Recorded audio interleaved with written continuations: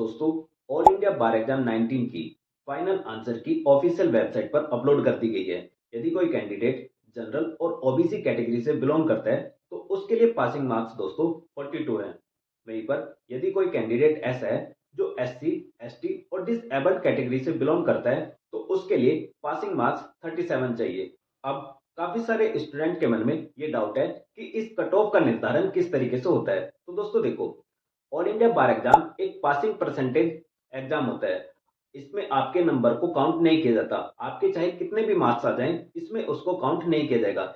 ये केवल passing percentage based exam होता है, जिसमें जो जनरल और ओबीसी के कैंडिडेट होते हैं उनको 45% मार्क्स लेकर आने होते हैं। वहीं पर यदि कोई कैंडिडेट एससी, एसटी और डिसेबल्ड कैटेगरी से बिलोंग करता है तो उसको 40% मार्क्स लेकर आने होते हैं।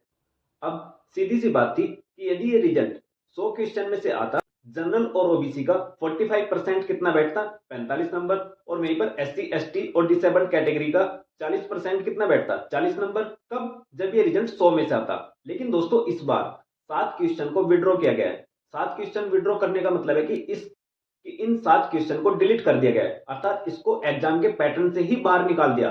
तो इस प्रकार अब जो आपके टोटल नंबर ऑफ क्वेश्चन बचते हैं दोस्तों 93 बचते हैं, और इन्हीं 93 के बिहाफ पर आपका रिजल्ट डिक्लेयर होगा। अब ध्यान से सुनना, रिजल्ट डिक्लेयर होगा 93 क्वेश्चन के बेस पर। पासिंग परसेंटेज आपका सेम रहेगा भाई। कितना? जो जनरल और ओबीसी के कैंडिडेट है उसको 45% नंबर लेकर आने, एससी, एसटी और डिसेबल्ड कैटेगरी को कितने लेकर आने हैं, 40%।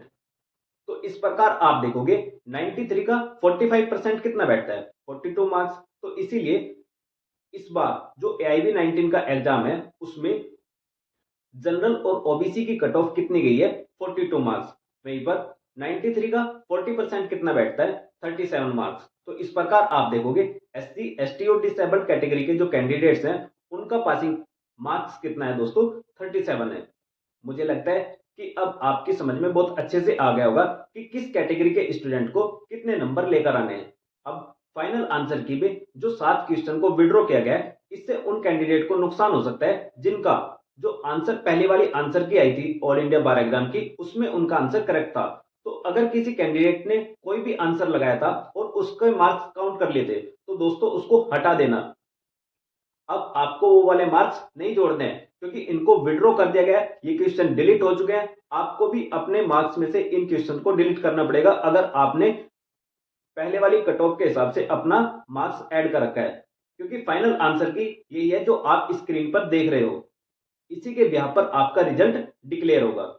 और इस फाइनल आंसर की में दोस्तों 3 क्वेश्चन ऐसे हैं जिनके आंसर चेंज हुए हैं, जैसे 13 नंबर, 75 नंबर और 97 नंबर। अब इसमें जो 75 नंबर का क्वेश्चन आप देख रहे हो, इसमें 2 ऑप्शन आपको देखने को मिल रहे हैं, एक ए ऑप्शन और एक सी ऑप्शन। तो अगर किसी कैंडिडेट ने ए लगाया उसका भी सही है, किसी कैंडिडेट ने सी लगाया उसका भी करेक्ट है। तो फाइनल आंसर की में दोनों ही ऑप्शन को आंसर माना है। पहले इसमें क्या आंसर था, सी ऑप्शन, अब इन्होंने ए को भी इसमें बढ़ा दिया 75 नंबर के क्वेश्चन में।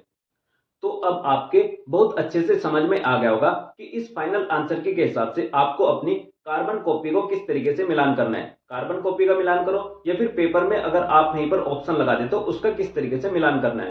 वैसे बेहतर होगा आप अपनी कार्बन कॉपी से ही फाइनल आंसर की का मिलान करें, ताकि एग्जैक्टली आपको पता लग सके कि आपके मार्क्स कितने बन रहे हैं। तो दोस्तों इसी इंफॉर्मेशन के साथ ये था इस वीडियो का एंड। आई होप आपको ये वीडियो पसंद आई होगी। अगर आपको ये वीडियो पसंद आई है तो इसको लाइक कीजिए और अपने दोस्तों को शेयर कीजिए। तो मिलते हैं नेक्स्ट वीडियो में। Thank you for watching GS.